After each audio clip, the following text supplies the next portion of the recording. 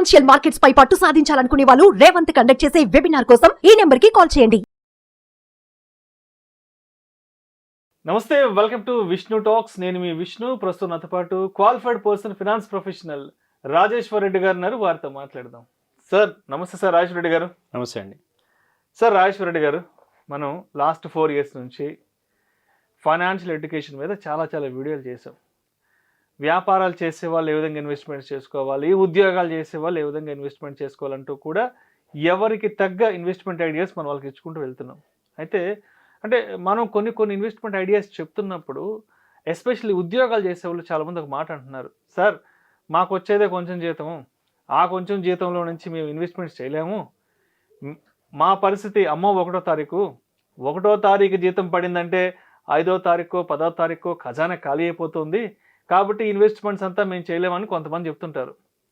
So వాళ్ళని మనం కనుక పక్కన పెడితే వ్యాపారం చేసుకునే వాళ్ళ గురించి ఒక్కసారి ఆలోచిద్దాం. వ్యాపారం చేసుకునే వాళ్ళ పరిస్థితి ఎలా ఉంటుందంటే, వాళ్ళకి డైలీ మనీ రొటేషన్ ఉంటుంది, రోజు వ్యాపారం ఉంటుంది కాబట్టి, చేతిలో గల్లాపెట్టలో డైలీ మనీ రొటేషన్ ఉంటుంది కాబట్టి, అటువంటి వాళ్ళకి ఏమైనా బెస్ట్ ఇన్వెస్ట్మెంట్ ఐడియాస్ ఏదైనా చెప్పగలరా? అంటే చేతిలో ప్రతిరోజు మనీ రొటేషన్ అయ్యే వాళ్ళకి మాత్రమే ఇది ఉందండి. ఓన్లీ పర్టికులర్గా బిజినెస్ క్లాస్కి ఒక రియల్ కేస్ స్టడీయే చూసుకోవచ్చు. మా క్లయింట్స్లోనే ఉన్నారు.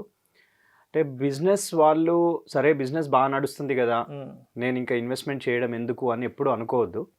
ఎందుకంటే ఒక్కొక్క బిజినెస్కి ఒక్కొక్క టైం, దానికి కంటిన్యూస్గా స్టడీగా ఒక 10-15 years ఒకటే బిజినెస్ అదే రేంజ్లో గ్రో అవుతుంది, అదే ఇన్కమ్ ఉంటుంది అని మనము ఎప్పుడు ఎక్స్పెక్ట్ చేయొద్దు.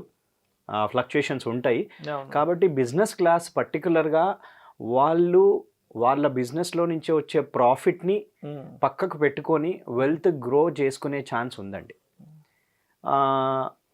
ఆ రియల్ కేస్ స్టడీ విషయానికి వస్తే మా క్లయింట్స్లోనే ఒక 8 years బ్యాక్ అండి, 8-9 years బ్యాక్ ఒక స్పెసిఫిక్ క్లయింట్ ఉండేవాళ్ళు. అంటే వాళ్ళది ట్రాన్స్పోర్ట్ బిజినెస్. వాళ్ళు ఏం చేసేవాళ్ళు అంటే డైలీ 1000 rupees డైలీ ఫైనాన్స్కి కట్టేవాళ్ళు. ఓకే.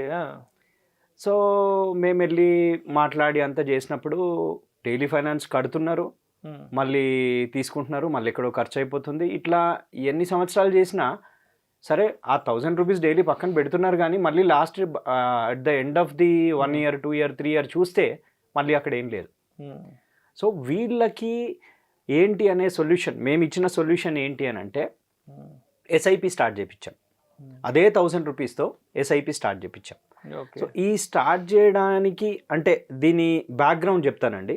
మనకు ఒక థంబ్ రూల్ ఉంది, 8-4-3 రూల్ ఆఫ్ కంపౌండింగ్ అంటాం. ఓకే. 8-4-3 అంటే దీని అర్థం ఏంటంటే అండి, కంపౌండింగ్ అనేది ఎక్స్పోనెన్షియల్గా ఎలా గ్రో అవుతుంది అనేది ఈ పర్టికులర్ రూల్ చెప్తుందండి. అంటే ఫర్ ఎగ్జాంపుల్ ఒక 50 లక్షలు అనుకోండి, 1 కోటి రూపాయలు అనుకోండి, 2 కోట్లు అనుకోండి. ఫర్ ఎగ్జాంపుల్ ఒక 50 లక్షలు క్రియేట్ చేయడానికి ఎన్ని సంవత్సరాలు పడుతుంది? ఫర్ ఎగ్జాంపుల్ 8-4-3 అన్నప్పుడు నేను ఒక ఎక్స్ అమౌంట్ తీసుకుంటే, what ever might be the amount, ఆ ఎక్స్ అమౌంట్ తీసుకుంటే ఫస్ట్ 8 yearsలో ఆ ఎక్స్ అమౌంట్ క్రియేట్ అవుతుంది. అదే ఎక్స్ అమౌంట్ క్రియేట్ కావడానికి నెక్స్ట్ 4 years చాలు. ఓకే. మళ్ళీ అదే ఇంకో ఎక్స్ అమౌంట్ క్రియేట్ చేయడానికి నెక్స్ట్ 3 years చాలు. సో ఈ విధంగా చూసినప్పుడు ఏమైంది అని అంటే, మేము ఎప్పుడైతే ఈ 8 years కింద వీళ్ళతో డైలీ 1000 స్టార్ట్ చేయించాము, డైలీ 1000 స్టార్ట్ చేయించిన ఈ 8 yearsలో వాళ్ళకి 1 crore క్రియేట్ అయిందండి. ఓకే. ఆల్మోస్ట్ మొత్తం కలిపి ఒక 15 years.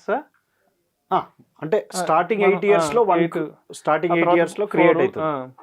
So starting 8, for example 30,000తో ఏమవుతుంది అంటే, అంటే వీళ్ళు మంత్లీ కాకుండా అండ్ అడిషన్స్ లంసమ్స్ అవి ఇవి పెట్టారు, ఇప్పుడు 1లో ఉన్నారు. సపోజ్ ఫర్ ఎగ్జాంపుల్ ఎవరైనా ఎగ్జాంపుల్ తీసుకుంటే డైలీ 1000 పక్కన పెడితే ఫస్ట్ 8 yearsలో ఒక 50 lakhs క్రియేట్ అవుతుందండి. సూపర్. ఫస్ట్ 8 yearsలో. మరి అదే 1000 ఇంకొక 4 ఏళ్ళు కంటిన్యూ చేస్తే, ఇంకొక 4 ఏళ్ళు అంటే 8లో సగమే, ఇంకో 50 క్రియేట్ అయిపోతుంది. ఓకే.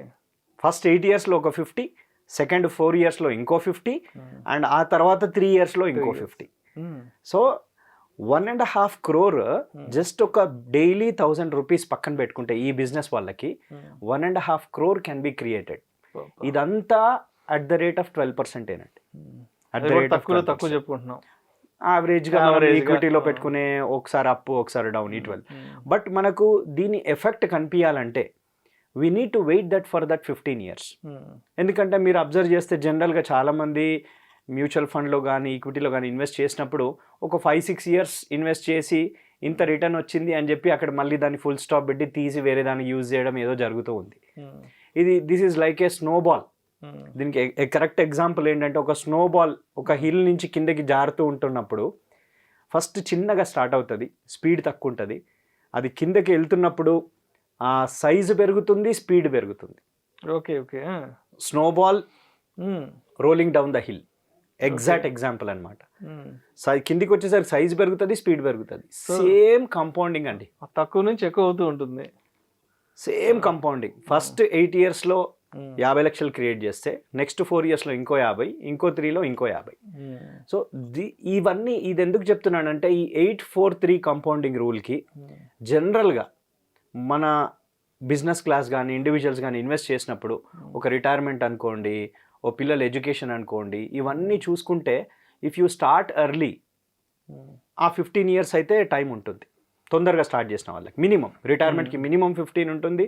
వేరాస్ పిల్లలు ఎడ్యుకేషన్ తీసుకున్నా, ఏదైనా హౌస్ కోసం ప్లాన్ చేయాలనుకున్నా, వీటన్నిటికీ మినిమం 15 years ఉంటుంది. కాబట్టి వాళ్ళు ఈ 8-4-3 కంపౌండింగ్ రూల్ని కరెక్ట్గా యూటిలైజ్ చేయొచ్చండి. Only thing needed is discipline.